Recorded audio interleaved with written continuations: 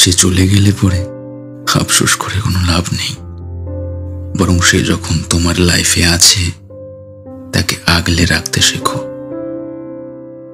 একটা সম্পর্ক গড়তে অনেকটা সময় লেগে যায় বস, বাট ভাঙতে 1 মিনিটই যথেষ্ট। একটা সম্পর্কের আসল ভিত্তি কি জানো?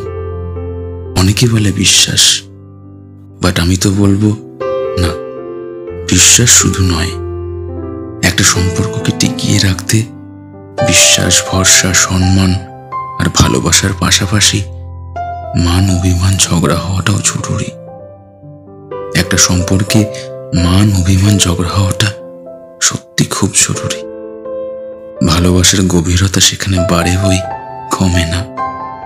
বাট দ্যাট মান অভিমান ঝগড়া should be in a limit. Limit cross করে গেলে সেক্ষেত্রে মুশকিল আছে।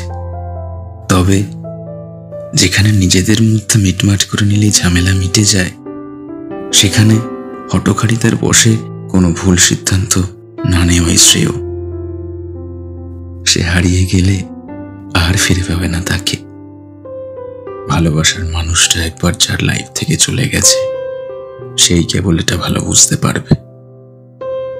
দোষ যদি তোমার নাও হয়, তাও মাঝে মাঝে মাথা পেতে নিও, কারণ ভালোবাসা বড়ই দুর্লভ জিনিস বন্ধু।